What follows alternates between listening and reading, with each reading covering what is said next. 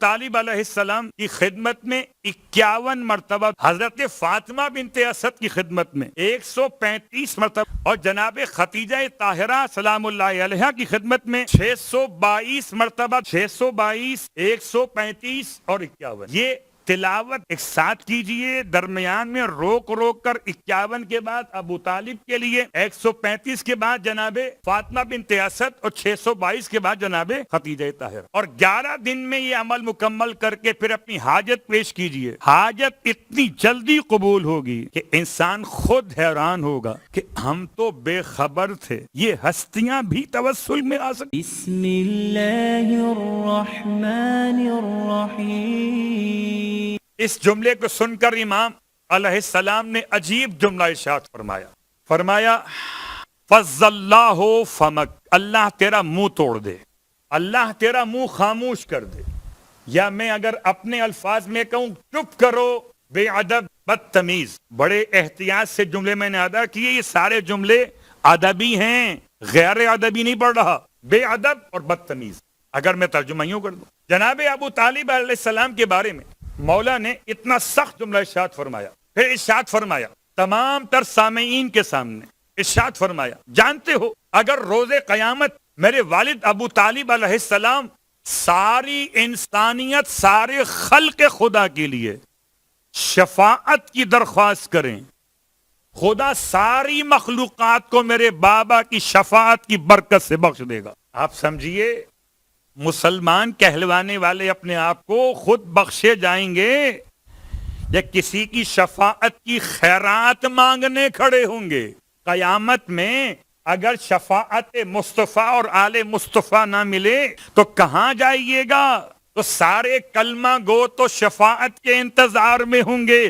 پتہ چلا کلمہ پڑھنے والا شفاعت کے انتظار میں، اور جو کلمے کو گود میں پالے شفاعت اس کے انتظار میں۔ ارشاد فرمایا امام نے، یاد رکھیں ہر نبی کا دائرہ شفاعت مخصوص ہے، ہر نبی اپنی امت کی شفاعت کرے گا۔ شفاعت شہداء، شفاعت صالحین، شفاعت علماء کے حدود بیان کیے گئے۔ ایسا کوئی نہیں سوائے چہردہ معصومین کے جس کی شفاعت کلی ہو، اللہ اکبر، کہ سب کو اگر کہہ دے کہ انہیں بخش دے، تو 14 معصومین کے علاوہ اگر کوئی اور ذات ہے تو ابو طالب۔ یہ میں نہیں کہہ رہا، یہ مولا مشکل کشا کے الفاظ۔ اب آئیے، امام اس پہ خاموش نہیں ہوئے، ارشاد فرمایا تم نے کیا سمجھا جس کا بیٹا جنت اور جہنم کا بانٹنے والا ہو، اس کے باپ کو خدا جہنم میں قرار دے؟ کیسے ہو سکتا؟ امام نے نسبت بھی استعمال کی شفاعت کے استعمال کے ساتھ۔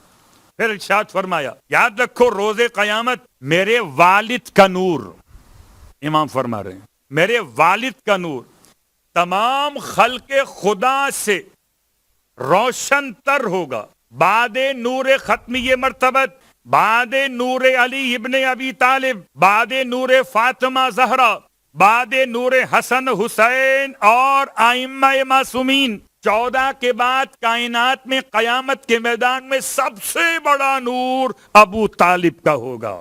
کون کہہ رہا ہے؟ علی ابن ابی۔ آپ سوچ رہے ہوں گے وہ جملہ تو رہی گیا، اس کی بنیاد پہ میں عمر تلاش کر رہا تھا جناب ابو طالب علیہ السلام، تو رکے رہیے، ابھی روایت ختم نہیں ہوئی، آپ کی سماعت بھی ختم نہیں، روایت تو مکمل کرنے دیجئے۔ ارشاد فرمایا خدا نے میرے والد کے نور کو حضرت آدم کی خلقت سے 2000 سال پہلے خلق فرمایا تھا۔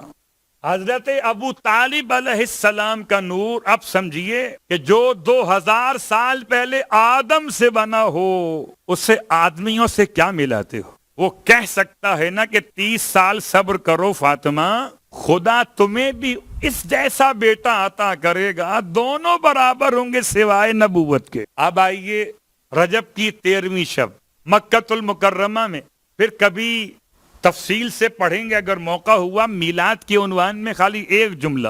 سارے مکے والے پریشان تھے اور ابو طالب مطمئن تھے، اور ابو طالب علیہ السلام مکے کی گلیوں میں جو آپ کو دیکھتا تھا فرماتے تھے ولیدہ فی ہذہ اللیلہ فی الکعبۃ، یا ولد اللیلہ، آج کی رات میں پیدا ہوگا، فی الکعبۃ، کعبے میں، کون؟ حجت اللہ تعالی ولی اللہ، اللہ کی حجت اور اللہ کا ولی ابھی پیدا ہوئے نہیں تھے. پیدا ہونے سے پہلے میلاد علی ابن ابی طالب زبان ابو طالب پہ آ رہا تھا. 30 سال پہلے بشارت دی. آپ کہہ سکتے ہیں ہو سکتا ہے تکا لگا دیا ہو, تو مخصوص شب میں بتایا تھا. ایک زمانے کے اعتبار سے 30 سال پہلے خبر دی, اور پھر خاص رات میں اعلان کیا کہ ولد اللیلہ, آج کی رات میں پیدا ہوگا. ابھی تک تو فاطمہ بنت اسد کعبے میں گئی بھی نہ تھیں, ابو طالب نے پہلے ہی مبارکباد دینا شروع کر دی تھی. تیسرا جملہ پہچانیے, اور یہ امام رضا علیہ السلام کی روایت. امام ارشاد فرماتے جناب ابو طالب علیہ السلام جو انگشتری پہنتے تھے, جو رنگ پہنتے تھے, اس میں جو نگینہ تھا, اس نگینے پر 3 جملے لکھے ہوئے تھے. رضیت باللہ ربا, اللہ سے اس کے رب ہونے کی حیثیت میں راضی ہوں. میں الفاظ بدل دیتا ہوں, اللہ میرا پسندیدہ پروردگار ہے. کیا فرق ہو گیا, لطف دوبالا ہو گیا. یہ کہنا کہ میں اللہ سے راضی ہوں یہ اور بات, یہ کہنا کہ اللہ میرا پسندیدہ پروردگار ہے. رضیت باللہ ربا وبابن اخی محمد نبیّا, اور میرے بھائی کا بیٹا محمد میں اس کی نبوت سے راضی ہوں, یا اس کی نبوت پسندیدہ ہے. وبابنی علی لہو وصیہ, اور میرا بیٹا علی میں اس کی وصایت میں راضی ہوں. تو کلمہ طیبہ, کلمہ رسالت و کلمہ ولایت کے ساتھ انگشتری ابو طالب علیہ السلام پہ لکھا ہوا. کہاں ڈھونڈتے ہو؟ اللہ اکبر. ہو سکتا ہے 1-2 اشارے مکمل کریں جہاں پر راویوں نے اپنی خباثت نفس کو دکھا. سلوات پڑھے محمد و آل محمد. اب آئیے, اسبغ بن نباتہ راوی ہیں, اور اسبغ بن نباتہ امام کی خدمت میں, اور امام علیہ السلام نے کسی کے سوال کے بغیر فرمایا میرے والد اور میرے دادا, والد ابو طالب, دادا عبد المطلب, ہاشم, اور ان کے اوپر عبد مناف, یہ سب کے سب انہوں نے کسی بت کے سامنے سر نہیں جھکایا, کسی غیر خدا کی پرستش نہیں کی. تو کسی نے پوچھا پھر کس کی بندگی کرتے تھے؟ فرمائے قسم بخدا. روایات میں کہ امام نے قسم کھائی, اللہ, قسم اللہ کی, میرے والد, میرے دادا, ان کے والد, ان کے دادا, یہ سب کے سب دین ابراہیم پر تھے اور کعبے کی طرف رخ کر کے نماز پڑھتے تھے. اب یہ مسئلہ اپنے مقام پر کہ ان کے زمانے کی نماز کا طریقہ کیا وہ لگا, لیکن قسم کھا کے مولا کائنات ارشاد فرما دیا. اللہ اکبر. ایمان ابو طالب علیہ السلام پر ائمہ اہل بیت کی روایات. جناب ابو طالب علیہ السلام کرتے کیا تھے؟ کیا تاجر تھے؟ صرف تاجر تھے کہ نہیں, آپ اپنے علاقے میں شیخ تھے. شیخ کا مطلب اس کی بات سنی جاتی, یعنی صاحب قد و قامت, جسم بھی بہت چوڑا اور مضبوط تھا. میں جملہ اگر آسان کروں, جو شیر کا باپ ہو اس سے شیر سے تو اونچا ہی ہونا چاہیے. صلوات پڑھے محمد. جسم بھی کمال کا تھا اور وسیم, اور چہرے پر خوبصورتی بھی کمال کی تھی. اللہ اکبر. جس کا بیٹا قمر ہو تو اس کے باپ کو شمس کی طرح چمکنا تو چاہیے. تو ابو طالب جسیم بھی تھے اور وسیم بھی تھے, شیخ بھی تھے اور سید بھی تھے, رئیس مکہ بھی تھے, چلتے تھے انبیاء کی طرح, بات کرتے تھے حکما کی طرح. اللہ اکبر. کیا آپ کی جوانی کا تقدس, کیا آپ کی کتاب خدا سے محبت, یہ تمام باتیں ایسی ہیں کہ جنہیں تاریخ سے کھول کے بیان کیا جائے تو وقت لگ جائے. جناب ابو طالب علیہ السلام کی جوانی, خدا نے آپ کو صاحب اولاد کیا, اور آپ کی شخصیت کو سمجھنے کے لیے اب آئیے ہم قریب کرتے ہیں اس مسئلے کو کہ جب جناب عبد المطلب جا رہے تھے, آپ کے بیٹوں میں اور بھی بہت سارے بیٹے موجود ہیں. اللہ نے عبد المطلب کو 10 بیٹے عطا کیے, اور عبداللہ کے انتقال کو اگر مائنس کیجیے تو 9 بچ جاتے ہیں. تو 9 افراد موجود تھے, اور ایسے میں عبد المطلب علیہ السلام نے کہتے ہیں کہ اختیار دیا ختم یہ مرتبت کو. سن مقدس 8 برس کا ہے, فرمائے ان چچاؤں میں سے جسے چاہو چن لو. جناب ختم یہ مرتبت کھڑے ہوئے اور ایسے نگاہ ڈالی جیسے کوئی پرندہ کنکروں میں سے دانا تلاش کرتا ہے. باقی سارے چچاؤں کو چھوڑ کر ایک کو چنا.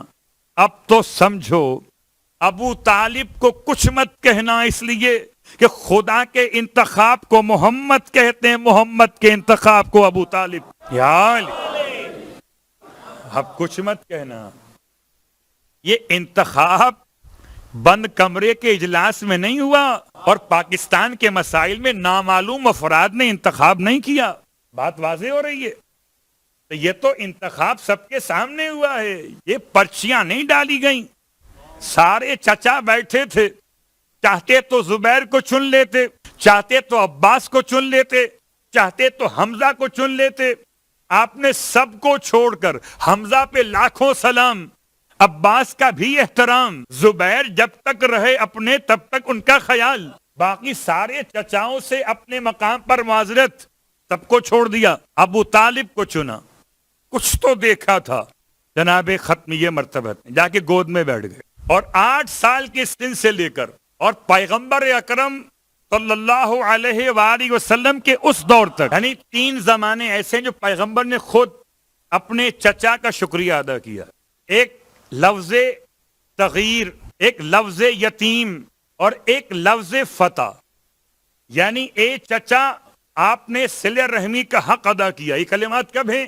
جب جنازے پر، جب ہمارے آپ کے جنازے اٹھتے ہیں تو کہتے ہیں نا اشہد اللہ الہ الا اللہ، یہ کیوں کہتے ہیں وہ الگ موضوع ہے۔ اللہ کے رسول نے اپنے چچا کے جنازے پر آگے چلتے جاتے تھے اور اپنے چچا کا قصیدہ پڑھتے جاتے تھے۔ پتہ چلا کلمہ پڑھنے والا مر جائے تو کلمہ پڑھا جاتا ہے، محمد کا چچا مر جائے تو فضائل پڑھے جاتے ہیں۔ آپ کیا پڑھ رہے تھے؟ چچا آپ نے صلہ رحمی کا حق ادا کر دیا۔ چچا جب میں بچہ تھا تو آپ نے میری تربیت کی۔ عجیب جملہ ہے، فقد ربیتنی صغیرا۔ میں کیا جملہ استعمال کروں؟ لفظ رب ڈرتے ہوئے کیسے ادا کروں؟ رب ارحمہما کما ربیانی صغیرا۔ چچا آپ نے جب میں کم سن تھا تو میری تربیت کی۔ جس کی تربیت کا اقرار خود مصطفیٰ کریں اس مربی کو ابو طالب کہتے ہیں۔ حیرت ہے مسلمان پر، سعدیہ حلیمہ سمجھ میں آ گئیں۔ بڑی قوالیاں کہتے ہو کہ دائی حلیمہ گود میں تیرے چاند اترنے والا ہے۔ ارے دائی حلیمہ کے گھر میں کون آیا تھا؟ دودھ پیتا ہوا محمد تمہارے خیال میں؟ تو اگر دودھ پیتا ہوا بچہ چاند ہو سکتا ہے تو کھیلتا ہوا محمد چاند نہیں ہوگا؟ حلیمہ کی گود میں آئے تو سعدیہ ہو جائے، ابو طالب کے گھر میں آئے تو ایمان بھی نہ ہو۔ کیسی ناانصافی ہے مسلمانوں! مسئلہ حلیمہ کا نہیں ہے، مسئلہ بغض علی ابن ابی طالب صلوات۔ آپ نے مجھے بچپن میں تربیت دی۔ اللہ اکبر! ایک ایک جملہ اتنا قیمتی ہے کہ خالی اشرح ابو طالب ہو تو ایک ایک جملہ پوری مجلس سے۔ تربیت دی آپ نے مجھے، اور جب میں یتیم ہو گیا، اس کا مطلب کب سے پال رہے تھے یہ بات واضح ہو گئی، اور جب میں یتیم ہوا یعنی میرے دادا بھی نہ رہے سمجھ لیجئے، تو آپ نے میری کفالت کی۔ کفالت کسے کہتے ہیں آپ تو خوب جانتے ہیں، شاید یہاں تو استعمال کم ہے مگر بعض عرب علاقوں میں کفیل۔ کفیل نے اگر آپ کا اقامہ رینیو نہ کیا تو آپ مشکل میں آ گئے۔ کفیل کہتا ہے فیس بھی لوں گا اور اوپر سے خرچہ بھی لوں گا، آپ کو دینا پڑے گا۔ کفیل ہے، چاہے کفالت کرے نہ کرے۔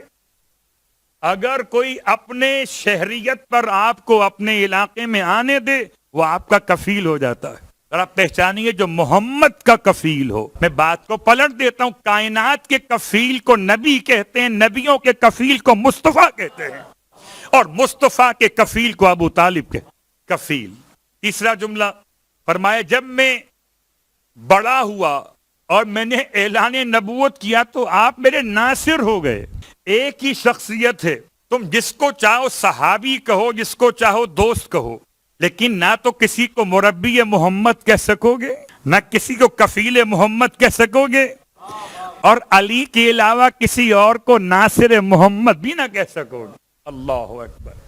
یہ تینوں جملے اللہ کے حبیب نے اپنے چچا کے جنازے پر بطور اعتراف حقیقت بیان کی۔ البتہ بات کو آہستہ آہستہ مکمل کرتے ہوئے باقی باتیں انشاءاللہ پھر کسی موقع پر، کہ 84 سال یا 81 سال اور تقریباً 40 سال ایسے جو پیغمبر نے جناب ابو طالب کے ساتھ گزارے. بعض کہتے ہیں 50 سال ایسے کہ جب سے عبداللہ کے گھر میں آئے تب سے ابو طالب ساتھ ساتھ ہیں. آپ اپنی ماں کی گود میں تب بھی ابو طالب آپ کے نگہبان ہیں. آپ اپنے دادا کی گود میں تب بھی ابو طالب آپ کے محافظ ہیں. تو 50 برس زندگی کے ایسے کہ حضرت ابو طالب ناصر محمد مصطفیٰ بن کے رہے. ایک جملہ کہا کرتا ہوں کہ صحابیت کی عمر ہے 23 برس. بھائی 40 برس کے بعد تو نبی نے اعلان کیا نا نبی ہونے کا, تو باقی 23 برس تو ہے. صحابیت کی عمر ہے 23 برس. اگر پوری صحابیت اپنے قد سے دگنی بھی ہو جائے تب بھی ابو طالب کے قد سے نیچے ہی رہے گی. کم از کم 40 اور بہت سے بہت 50 برس کا جملہ جناب ابو طالب. اور جناب ابو طالب علیہ السلام کی شان میں سرکار نے جو جملے ارشاد فرمائے اس کو بیان کرنے سے پہلے خالی ایک جملہ آپ کی خدمت میں. اور جملہ کیا ہے؟ بہت سارے واقعات ہیں. کتنی محبت کرتے تھے کہ جدائی ابو طالب کی پیغمبر برداشت نہیں کرتے تھے. صحابی اسے کہیں جو مصطفیٰ کی جدائی برداشت نہ کرے, اور ابو طالب اسے کہیں جس کی جدائی مصطفیٰ برداشت نہ کریں. شام جا رہے تھے تجارت کے لیے. چچا فرمایا مجھے ساتھ لے کے چلیے, میں آپ کے بغیر کیسے رہوں گا. اللہ اکبر. ابو طالب علیہ السلام اپنے ساتھ لے کے چلے سفر شام میں. پورا واقعہ آپ کے علم میں. پھر راہب کی ملاقات اور رسول خدا کی نبوت کے آثار دیکھ کر ابو طالب سے اس کے موضوع میں گفتگو. واپس لے جائیے, خطرہ بہت ہے, یہ نبی ہیں زمانے کے. راہب تو کیا بتائے گا ابو طالب کو؟ ابو طالب تو بتا چکا ہے بہت پہلے ہی کہ کیا مقام ہے اس شخصیت کا. اللہ اکبر. آئیے بات کو اور آسان کرتے ہوئے حضرت ابو طالب علیہ السلام کے اشعار میں سے ایک شعر آپ کی خدمت میں, اور ایک وہ جملہ کہ جو جناب ختمی مرتبہ صلی اللہ علیہ وآلہ وسلم نے یاد. مگر اس سے پہلے توسل سن لیجئے, چونکہ میں توسل بیان کرنے میں زیادہ کچھ کام کیا کرتا ہوں کہ توسل ہمیشہ رہنا چاہیے. ابو طالب علیہ السلام سے توسل کرنے کا طریقہ, پہلی بات تو یاد رکھیے, اگر آپ درخواست فارورڈ کرنا چاہتے ہیں کسی بڑی شخصیت کے نام سے, اگر ان کے ابا بھی بڑے ہوں تو ان کے سائن سے ان کے ابا کے سائن اگر ہو جائیں تو درخواست کتنا جلدی آگے بڑھ گی, اس کا اندازہ ہے آپ کو. حضرت ابو طالب علیہ السلام کے توسل کے طریقوں میں دو طریقے سے. پہلا طریقہ طریقہ تلاوت درود ہے. 11 دن کا عمل ہے, روایت نہیں پڑھ رہا, علماء کا بیان کیا ہوا حوالہ پڑھ رہا ہوں. 11 دن کا عمل ہے. ہر دن حضرت ابو طالب علیہ السلام کی خدمت میں 51 مرتبہ درود کی تلاوت. حضرت فاطمہ بنت اسد کی خدمت میں 135 مرتبہ درود کی تلاوت. اور جناب خدیجہ طاہرہ سلام اللہ علیہا کی خدمت میں 622 مرتبہ درود کی تلاوت. 622, 135 اور 51. یہ تلاوت درود کی ایک ساتھ کیجئے, درمیان میں روک کر 51 کے بعد ابو طالب کے لیے, 135 کے بعد جناب فاطمہ بنت اسد, اور 622 کے بعد جناب خدیجہ طاہرہ. اور 11 دن میں یہ عمل مکمل کر کے پھر اپنی حاجت پیش کیجئے. حاجت اتنی جلدی قبول ہوگی کہ انسان خود حیران ہوگا کہ ہم تو بے خبر تھے, یہ ہستیاں بھی توسل میں آ سکتی. اللہ اکبر. عجیب بات نہیں ہے؟ جس کا پوتا علی اصغر ہو, بلکہ پڑ پوتا کہہ لیجئے, اگر وہ باب الحوائج ہو جائے تو خود جد اعلیٰ کا کیا کہنا, ابو طالب علیہ السلام. دوسرا حوالہ آپ کی خدمت میں, اور خدا کرے اس حوالے کو انجام دینے کے لیے ہم اور آپ اس مقام پر پہنچیں. آپ نے آمین کہا کہ نہیں کہا, پہنچ جائیں گے بھی. صلوات پڑھیں وہاں. یہ توسل کا وہ طریقہ جو بہت مشہور ہے. داؤد الرقی راوی بیان کرتے کہ میں امام کی خدمت میں, چھٹے امام کا زمانہ, ہم مکے میں تھے. ایک شخص پریشان حال امام کی خدمت میں آیا اور آ کر کہتا ہے فرزند رسول, میرا بڑا مسئلہ یہ کہ کسی کو پیسے دیے تھے ادھار. اب سب سن لیں وہ جن کے پیسے کہیں رکے ہوئے. کسی کو پیسے دیے تھے ادھار اور اب اس سے مانگتے ہوئے ڈر لگتا ہے, کیسے ملیں گے, امید ختم ہو رہی ہے, کوئی طریقہ بیان کریں. علماء کہتے ہیں اس سوائے اس ایک روایت کے باقی کسی اور روایت میں ایسا حوالہ موجود ہی نہیں جس میں ڈوبا ہوا مال ملنے کا طریقہ بیان کیا گیا. فرمایا اور 2 رکعت نماز پڑھو بنیابت ابو طالب. 2 رکعت نماز پڑھو بنیابت ابو طالب. 2 جناب عبداللہ 3 جناب فاطمہ بنت اسد 4 اور جناب ختیجہ طاہرہ 5 شخصیات کے نام سے بمائے 2 رکعت نماز کی اور وہ پھر ہدیہ کر دی جن کے نام لیے گئے. کہتا میں ابھی مسجد حرام سے نکل کر صفا مروہ کے علاقے میں پہنچا ہی تھا کہ صفا کی طرف سے میرا نام لے کے کسی نے آواز دی ارے آنا بھیا. جب میں پہنچا تو اپنی جیب سے تھیلی نکال کر سکوں کی میں تمہیں کب سے ڈھونڈ رہا تھا. پتا چلا خود چل کر رقم آتی ہے اگر نام ابو طالب کا رقم ہو جائے. صلوات پڑھے محمد و آل محمد. بس میں نے بات کو آج کی حد تک مکمل کیا اور یاد رکھیے گا جناب ابو طالب علیہ السلام کی شخصیت کے بارے میں بہت سخت کلمات ہیں امام کے. اگر کوئی آپ کے ایمان کے بارے میں شک کرے تو وہ کافر ہے. امام نے اس شخص کو دائرہ اسلام سے خارج قرار دیا ہے. 8ویں امام کی حدیث کہ جو حضرت ابو طالب علیہ السلام کے ایمان کے بارے میں شک. عظیم شخصیت اور ایسی عظیم شخصیت کے بڑھاپے تک اللہ کا رسول کا ساتھ دیا, بلکہ میں کہوں آخری سانس تک اللہ کا رسول کا ساتھ دیا. اب یہ 7 ماہ رمضان اور 10 ماہ رمضان بیچ میں 3 دن کا فاصلہ. اللہ کے حبیب فرماتے ہیں اجتمعت علی ہذہ الامت فی ہذہ الایام مصیبتان. جمع ہو گئیں اس امت پر ان دنوں میں 2 مصیبتیں ایک ساتھ. پیغمبر کے کلمات فرماتے ہیں میں لا ادری فیصلہ نہیں کر پا رہا کہ دونوں مصیبتوں میں کس پہ زیادہ گریہ کروں.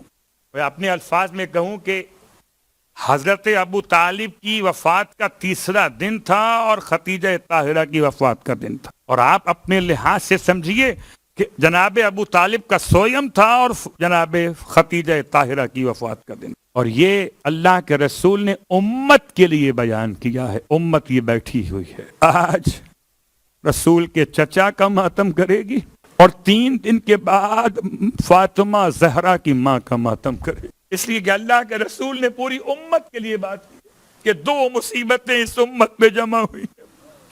اللہ کے رسول نے ان 2 واقعات کے قریب ہو جانے کو پورے سال کا ماتم قرار دیا ہے. اللہ اکبر. 2 مہینے 8 دن نہیں, 40 دن نہیں, فرمایا پورا سال غم کا سال ہے. اور کیا مصیبت تھی اللہ کے رسول کے لیے. اب جناب ابو طالب علیہ السلام کی وفات کی خبر امیر المومنین نے پیغمبر کی خدمت میں پہنچائی.